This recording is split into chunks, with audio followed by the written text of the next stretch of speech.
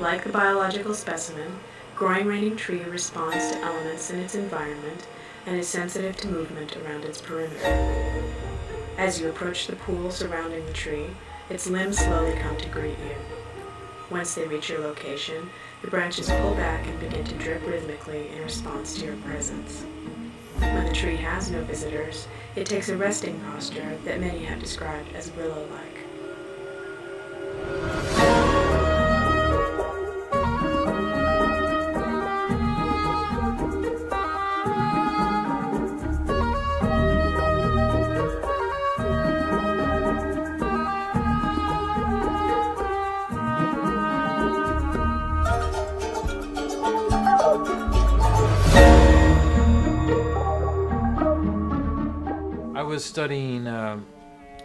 I studied art through school, and then by the time I got to undergraduate school, I was studying sculpture, performance, martial arts. I was studying a range of different forms. I wasn't really happy with the mediums, each of these different mediums.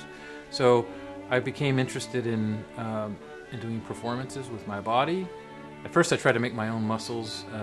That was years ago. Now I'm back to that. I'm making my muscles again. The puppets were an extension of my body, and then the robots also became an extension of my body. And finally, I just created a whole tribe of these machines.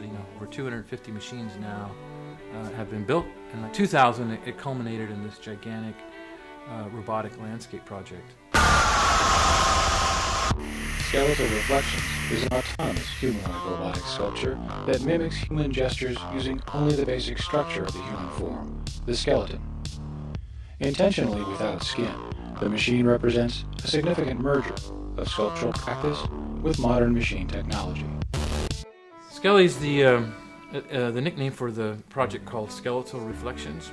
And Skeletal Reflections is a sculpture that was sort of the apex of the study of the humanoid, the muscles being off-the-shelf pneumatic actuators and the bones being sculpted and machined metallic joints. It got me started, so one thing kind of rolls into the next once you get started. Then the challenge is, 20 years later, you've made a certain kind of work and people recognize it as a certain way.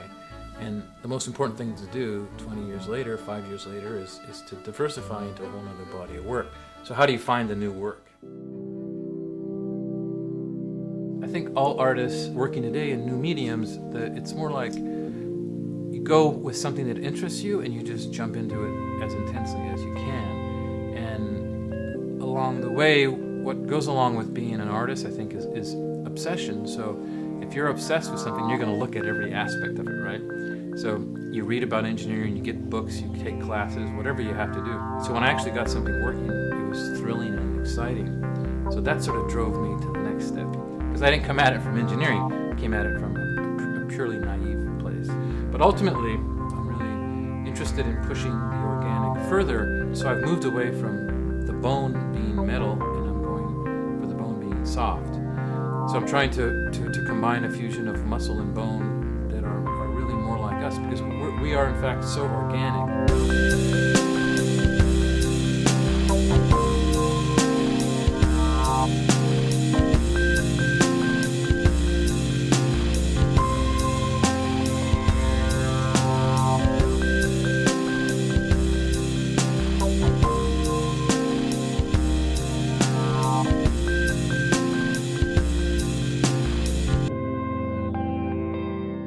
It's moving at a very accelerated pace, and the most important thing to take note of is the way technology or robotics is being used in a negative way. You guys should be very concerned, because you're basically inheriting this world that is being more, your rights are being stifled, and it's technology that's doing it. I mean, technology is the tool that's controlling your very lives.